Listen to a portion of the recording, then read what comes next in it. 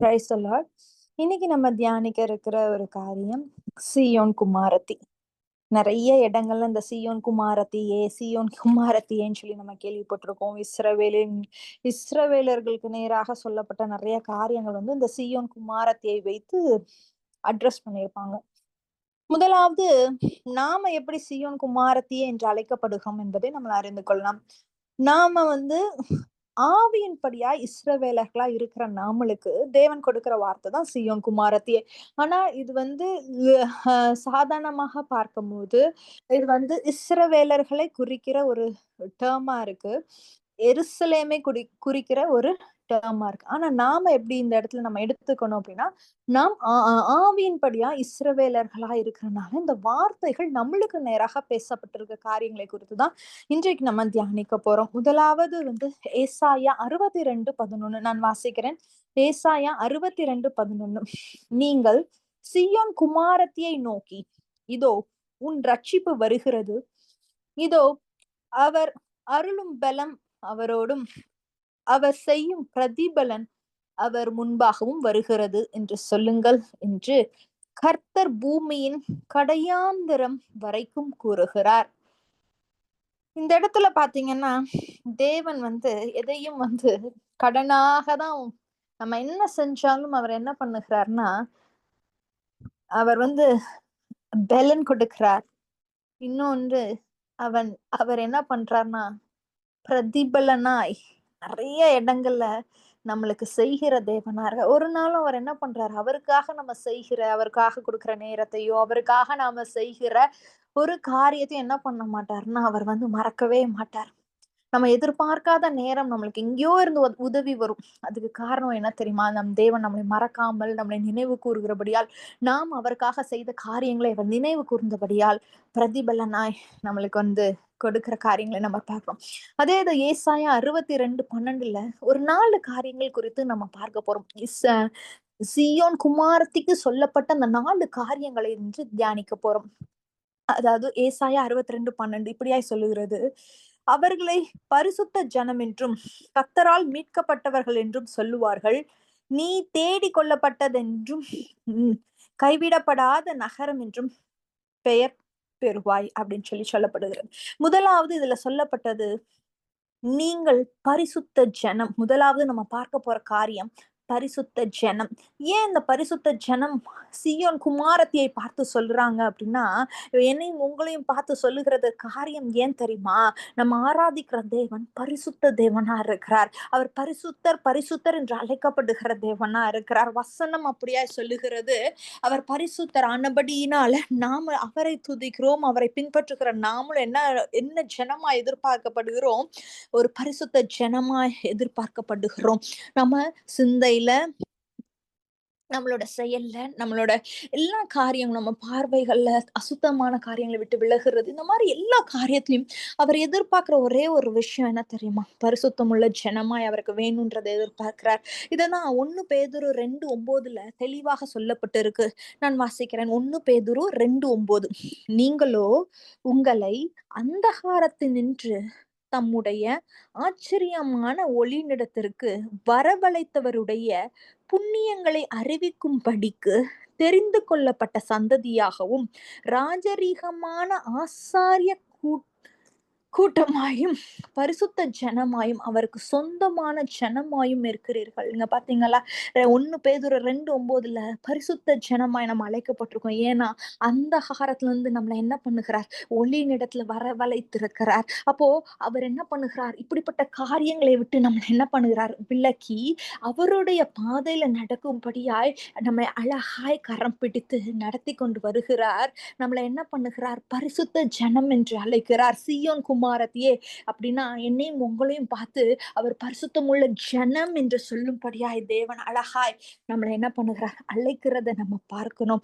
2வது காரியம் ஏசாயா 62:12 சொல்லப்பட்டு இருக்கிறது, கர்த்தரால் மீட்கப்பட்டவர்கள் என்றும் சொல்லுவார்கள். இந்த கர்த்தரால் மீட்கப்பட்டவர்கள் அப்படின்னு பார்த்தோம் அப்படின்னா 2வது பாயிண்ட் நம்ம பார்க்கிறோம். அப்படின்னா யாரை குறிக்கிறது அப்படின்னு பார்த்தோம்னா, அடிமைத்தனத்திலிருந்து நம்மளை என்ன பண்ண விடுதலை ஆக்கின தேவனை தான் என்ன சொன்னாரு, என்னன்னு நம்ம சொல்றோம்? கர்த்தரால் மீட்கப்பட்ட ஜனம்னு சொல்றோம். இஸ்ரவேலர்கள் வந்து அடிமைத்தனத்துல இருந்து வந்தாங்களா? எகிப்துல இருந்து வராங்க. அப்ப அவங்க என்ன ஆகுறாங்க? கர்த்தரால் மீட்கப்பட்டவர்கள்னு பார்க்கிறோம். இன்னொரு வாட்டி என்ன ஆகுறாங்கன்னா, பாபிலோன்ல இருந்து விடுதலையாக்கப்பட்டு வராங்க.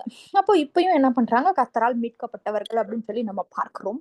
இதுல நம்ம இன்னொரு விஷயம் நல்லா பார்க்க வேண்டிய விஷயம். ஏன் இந்த இடத்துல கர்த்தரால் மீட்கப்பட்டவர்கள் அப்படின்னு சொல்லி பார்க்கிறோம் அப்படின்னா, தேவன் வந்து இஸ்ரவேல் மக்களுக்கு நிறைய இடத்துல ஆசீர்வாதத்தை அருளி இருக்கிறார். அப்படி இருக்கும் போதும் இவங்க அந்த ஆசீர்வாதத்தையும் பெற்றுக்கொண்டு, ஆனாலும் அந்த ஆசீர்வாதத்தையும் அந்த ஆசீர்வாதம் அவர் சொல்லப்பட்ட காரியங்களையும் மீறி நிறைய வேலைகள் இவங்க நடக்குறாங்க. தேவன் நம்மளுக்கு நல்லா தெரியும். தேவன் கணக்கு வைக்கிற தேவன்.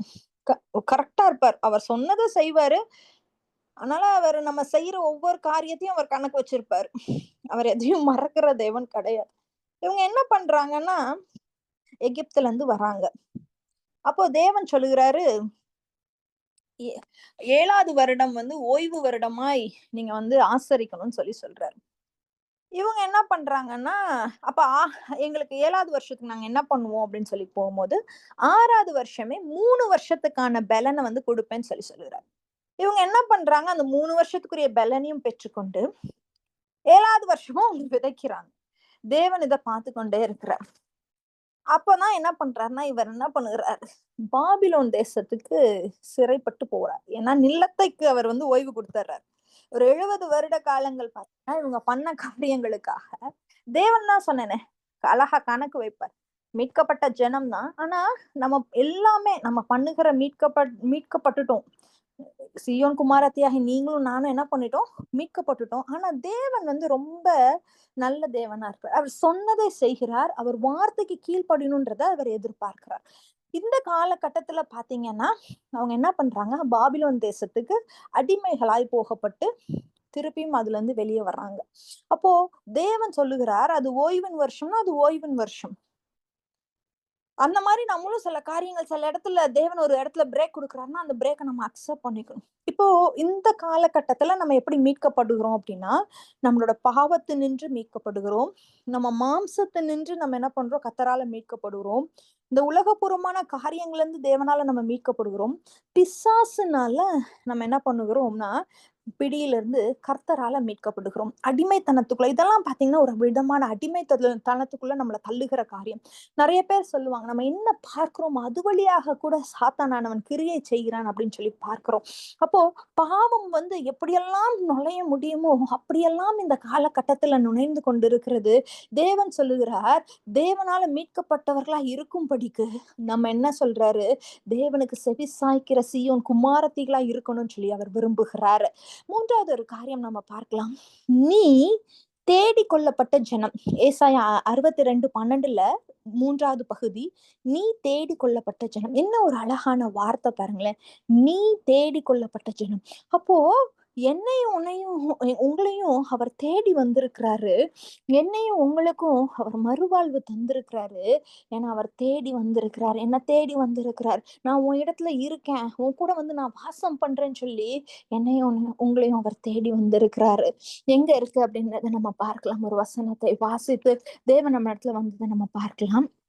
சகரியா 2:10 சீயோன் குமாரத்தியே கம்பீரித்து பாடு, இதோ நான் வந்து உன் நடுவில் வாசம் பண்ணுவேன் என்று கர்த்தர் சொல்லுகிறார். அப்போ தேடி கொள்ளப்பட்ட ஜனம் எப்படியா இருக்குன்னா, என்னையும் உங்களையும் தேடி கொண்டு வந்தது மட்டுமல்ல, எனக்கும் உங்களுக்கும் நடுவாக அவர் ஜீவிக்கிற தேவனா இருக்கிறார்னு சொல்லி பார்க்கிறோம். அப்போ நம்மை தேடி வந்திருக்கிற ஆண்டவர், நம்மை தேடி வந்திருக்கிற கர்த்தர் அப்படின்னு இந்த இடத்துல நம்ம எடுத்துக்கொள்ளலாம். நிறைய வேலைகள்ல நம்மள தேடி யார் வருவா? நம்ம மேல அக்கறை உள்ள மனிதர்கள் வருவாங்க. இல்லாட்டி நம்ம சொந்தக்காரவங்க வருவாங்க. இல்லாட்டி நம்மளை பெற்ற தகப்பன், தாய்மார் வருவாங்க. அப்புறம் இல்லன்னா நம்ம கூட உடன் பிறந்தவர்கள். இந்த மாரி ரத்த சம்பந்தமான மனிதர்கள் நம்மள தேடி வருவாங்க. ஆனா என்னையும் உங்களையும் தன்னுடைய ரத்தத்தை சிந்தி மீட்டுக் கொண்டிருக்கிறார். அப்போ அவர் நம்மள என்ன பண்ணியிருக்கிறார்? தேடி வந்திருக்கிறார். எனக்கு நீ வேணும். நீ என் பிள்ளைன்னு சொல்லி தேடி வந்திருக்கிறார். அப்போ நீங்களும் நானும் அவரால தேடி கொள்ளப்பட்ட ஜனமாய் அவருக்கு முன்பாக நம்ம இருக்கிறத நாம இந்த வேலையில அறிந்து கொள்ளணும். 4வது பகுதி ஏசாயா 62:12ல சொல்லப்பட்டு இருக்கிறது, கைவிடப்படாத நகரம் என்று பெயர் பெறுவாய். கைவிடப்படாத ஒரு ஜனமாய் இருக்கிறதுக்கு தேவன் அழைத்திருக்கிறார். அவருக்கு நல்லா தெரியும் ஒரு பிரச்சனை வருது, அந்த பிரச்சனையில அவர் என்ன பண்ணுகிறார், கைவிடாமல் நம்மளை நடத்துகிற தேவனா இருக்கிறார். நீங்க பாருங்களேன், அவங்க சீஷர்கள் மத்தியில ஏசப்பா இருக்கிறாங்க. ஒரு பெரும் காற்று அடிக்குது. அவங்க எல்லாம் என்ன நினைக்கிறாங்க, ஐயோ நம்ம மூழ்கி போக போறோமே அப்படின்னு நினைக்கிறாங்க. ஆனா அந்த இடத்துல இயேசுவானவர் ரொம்ப அமைதியா இருந்தார். அவருக்கு தெரியும் பிதா ஒருவர் இருக்கிறார், நம்மளை அழகாய் நடத்துவார், கவலைகள் சூழ்ந்து கொள்ளும், ஆனாலும் நம்மை விடுதலையாக்கின பிதா ஒருவர் இருக்கிறார் என்பதை அவர் அறிந்திருந்தார். அதே போலதான் இன்றும் நம்மை கைவிடாத தேவனார், எப்பொழுதும் நம்மளோட நடக்கிற தேவனா இருக்கிறார். அவர் நம்மளை எப்படிப்பட்ட ஜனமாய் அழைக்கிறார்னா, உன்னை நான் கைவிட மாட்டேன், நான் உன்னை கைவிட மாட்டேன் அப்படின்னு சொல்லி, கைவிடாத ஜனமா இருக்கணும்னு சொல்லி அவர் அழைக்கிறத நம்ம பார்க்கிறோம். இது எங்க இருக்குன்னா, ஏசாயா 62:4 பார்த்தோம்னா, நீ இனி கைவிடப்பட்டவள் எனப்படாமலும், உன் தேசம் இனி பகலான தேசம் எனப்படாமலும், நீ எப்சிபா என்றும் உன் தேசம் பியூலா என்றும் சொல்லப்படும். கர்த்தர் உன்மேல் பிரியமா இருக்கிறார், உன் தேசம் வாழ்க்கைப்படும். அழகான வார்த்தை. கர்த்தர் உண்மையில் பிரியமா இருக்கிறார். ஏன் அவர் நம்மளை கைவிடல தெரியுமா? அவர் நம்ம மேல் பிரியமா இருக்கிறார். சாத்தான் வந்து நம்ம கிட்ட இடைப்படலாம், இப்படி நீ இவ்வளோ இதா இருக்கியே, ஆனாலும் உன்னை என்ன பண்ணிட்டாரு ஏசப்பா, விட்டுட்டாரு, கை விட்டுட்டாரு. உனக்கே இத்தனை பிரச்சனை, உனக்கே இந்த சூழ்நிலை, உனக்கே இந்த வியாதி, உனக்கே கடன் பிரச்சனை அப்படின்னு நம்மளுக்கு இது பண்ணலாம். ஆனா நம்ம மீது அவர் என்ன பண்ணுகிறார், பிரியம் வைத்தபடினாலதான் இன்றைக்கு நம்ம ஜீவித்து கொண்டு இருக்கிறோம். இந்த சியோன் குமாரத்தியான நம்ம ஸ்பெஷலானவங்க. ஏன்னா இப்படிப்பட்டதா தேவன் நம்மளை அழைக்கிறத நம்ம பார்க்கிறோம். இன்னொரு காரியம் கூட நம்ம பார்க்கலாம். செப்பனியா 3:14, சியோன் குமாரத்தே கெம்பீரித்து பாடு, இஸ்ரவேலே ஆர்ப்பரியுங்கள், எருசலேம் குமாரத்தியே நீ முழு இருதயத்தோடு மகிழ்ந்து களி கூறு அப்படின்னு சொல்லப்படுகிறது. முதலாவது இதுல என்ன சொல்லப்பட்டுச்சுன்னா, கெம்பீரித்து பாடு. ஏன் நம்ம கெம்பீரித்து பாடணும்னா, நம்மளோட இருக்கிற தேவன் உயிருள்ள தேவனா இருக்கிறார். இன்னொன்னு, நம்ம முழு இருதயத்தோட நம்ம தேவனை ஆராதிக்கணும். ஏன் முழு இருதயத்தோட ஆராதிக்கணுமா, அவர் சமூகத்துல நம்ம வரும்போது நம்மளோட விசுவாசம் எப்படியா இருக்கணும்னா, தேவனுக்குள்ளாய் ரொம்பவும் ஆழமான ஒரு விசுவாசமா இருக்கும் போது நம்மளோட இருதயம் ஆட்டோமேட்டிக்கா முழு இருதயமும் அவரை கெம்பீரித்து பாடுறதுக்கான சூழ்நிலைகளை கொடுக்கிறதா இருக்குது. மகிழ்ந்து களி கூறணுமா, 3வது சொல்லப்படுது மகிழ்ந்து. அப்போ அவரோட சமூகத்தை எப்பப்பெல்லாம் நம்ம நாடி தேடி ஓடுறோமோ, அப்பெல்லாம் நம்ம எப்படி இருக்கணும், மகிழணுமா, சந்தோஷமா கெம்பீரித்து அப்படி ஆர்ப்பரிப்போட நம்மளோட தேவனுடைய சமூகத்துல போகும்போது தேவன் அதை கண்டு மகிழ்கிற தேவனா இருக்கிறார். அதே போல செப்பனியா 3:15 இப்படியாய் சொல்லுகிறது, நம்ம சியோன் குமாரத்தியே இப்படிப்பட்ட நீ பண்ணும்போது தேவன் என்ன பண்ணுவாரா உனக்கு அப்படின்னு சொல்லப்படுது. கர்த்தர் உன் ஆக்கினைகளை அகற்றி உன் சத்துருக்களை விலக்கினார். இஸ்ரவேலின் ராஜாவாகிய கர்த்தர் உன் நடுவில் இருக்கிறார், இனி தீங்கை காணாதிருப்பாய். எவ்வளவு ஒரு அழகான வார்த்தை. 4 காரியங்கள் இங்க பார்க்கிறோம். முதலாவது காரியம் ஆக்கினை, பனிஷ்மெண்ட், அதுக்கு அகற்றுகிறார். நம்மள பனிஷ்மெண்ட்ல இருந்து என்ன பண்ணுகிறார், விலக்குகிறதா இருக்கிறார். ஏன்னா நம்மளோட சமூகத்துல நித்தமும் போய் நித்தமும் அவரை துதித்து பாடி கம்பீர சத்தத்தோட அவரோட சமூகத்துல வந்து நிற்கும் போது நம்மளோட பனிஷ்மெண்ட்கள் எல்லாம் என்ன பண்ணுகிறார், அகற்றுகிற தேவனா இருக்கிறார். 2வது காரியம், சத்துருக்களை விலக்கினார் அப்படின்னு சொல்லி பார்க்கிறோம். நம்மளுக்கு எதிராக எழும்புகிற எல்லா சத்துருக்களையும் அவர் என்ன பண்ணுகிறார், சியோன் குமார்த்தியாகி எனக்கும் உங்களுக்கும் நம்மளுடைய சத்துருக்களை விட்டு விலக்குகிற தேவனா இருக்கிறார். நம்மளை பாதுகாக்கிறார், நம்மளுக்கு ஒரு அரணான கோட்டையா இருக்கிறார். 3வது காரியம், வசனம் செப்பனியா 3:15 சொல்லப்படுது, உன் நடுவில் இருக்கிறார். தேவன் நம்ம நடுவுல இருந்தார்னா எப்படிப்பட்ட ஒரு ஆசீர்வாதம் நம்மளுக்குள்ள இருக்கும், எப்படிப்பட்ட ஒரு துதி சத்தம் நம்மளுக்குள்ள கேட்கும், நம்மளோட மனநிலை எப்படி இருக்கும், நம்மளோட கட்டுகள் உடைக்கப்பட்டு போகும், நம்மளுடைய தேவைகள் சந்திக்கப்படும். நம்மளுக்கும் பிறருக்கும் ஒரு வித்தியாசம் உண்டாயிருக்கும். ஏன்னா அவர் நம்ம நடுவுல இருக்கும் போது, ஜெய கொட்டி ஏற்றுகிற போது நம்மளுக்கும் அவர்களுக்கும் ஒரு வித்தியாசம் உண்டு பண்ணுகிற தேவனா இருக்கிறார். 4வது காரியம் பார்க்கிறோம், இனி தீங்கை காணாதிருப்பா. என்ன ஒரு ஆசீர்வாதமான ஒரு வார்த்தை பாருங்களேன். ஏசப்பா நம்ம நடுவுல இருக்கும் போது ஏசப்பா நம்ம எல்லாவற்றையும் சத்துருக்கிற விலக்குறாராம், பனிஷ்மெண்ட்ல இருந்து காப்பாத்துறாராம். நீ தீங்க காணாதிருப்பன்னு சொல்லி நம்மளுக்கு வாக்கு கொடுக்கிறார். நம்ம விசுவாசத்தோட ஒவ்வொரு நாளும் ஆண்டவரே, சீயோன் குமாரத்தியாகிய நான் இனி நான் என்ன பண்ண மாட்டேன், தீங்கை காண மாட்டேன்னு சொல்லி விசுவாச அறிக்கை செய்யும் போது தேவன் வித்தியாசமாய் பிறர் கண்கள் மத்தியில பிறர் கண்கள் காணும்படி உங்களை வித்தியாசமாய் நடத்துகிற தேவனாய் இருக்கிறார். அடுத்தது அதே செப்பனியா 3:16 பார்த்தோம்னா, அந்த நாளிலே எருசலேமை பார்த்து பயப்படாதே என்றும், சீயோனை பார்த்து உன் கைகளை தளர விடாதே என்று சொல்லப்படும். பாருங்களேன், தேவன் எப்படியான சூழ்நிலை ஆனாலும் கைவிடாத தேவனா இருக்கிறார். இது மட்டும் கிடையாது, நம்ம இப்படி கம்பீரமாய் அவருக்குள்ள அப்படியே நம்ம துதித்து பாடி இப்படிப்பட்ட ஆசீர்வாதங்களை பெறும்போது நம்மளை பார்த்து ஆண்டவர் என்ன பண்றாரு தெரியுமா? அதுதான் செப்பனியா 3:17 சொல்லப்பட்டிருக்கு. உன் தேவனாகிய கர்த்தர் உன் நடுவில் இருக்கிறார், அவர் வல்லமையுள்ளவர், அவர் ரட்சிப்பார், அவர் உன் பேரில் சந்தோஷமாய் மகிழ்ந்து. பாருங்களேன், அவர் உன் பேரில், நல்லா நீங்களே இந்த இடத்துல உன் பேரில் பல உங்களோட பேரை, அவர் என் பேரில் என்னோட பேர்ல சந்தோஷமாய் மகிழ்ந்து தம்முடைய அன்பின் நிமித்தம் அமர்ந்திருப்பார், அவர் உன் பேரில் கம்பீரமாய் களி கூறுவார். கம்பீரமாய் களி கூறுவாராம். நம்ம பாத்தீங்களா, அந்த வசனம் நம்ம ஆரம்பிக்கும் போது 3:14 என்ன சொல்லியிருக்கு? கம்பீரமாய் களி கூறுன்னு சொல்லியிருக்கு.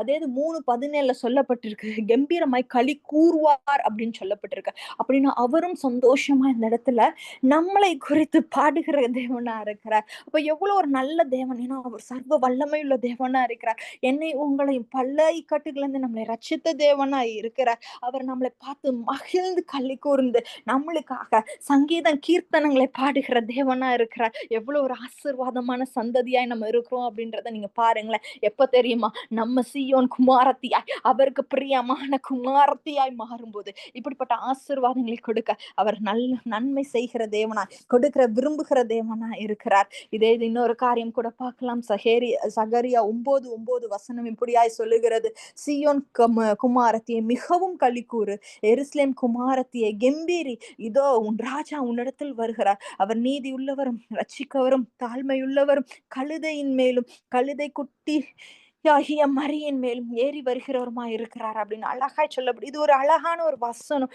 நீங்க இத ஒரு தீர்க்க தரிசனமா எடுத்தா அது தீர்க்க தரிசனம். ஏன்னா தேவன் எப்படி வருவார், ஏன்னா எல்லா இடத்துலயும் he was so quiet.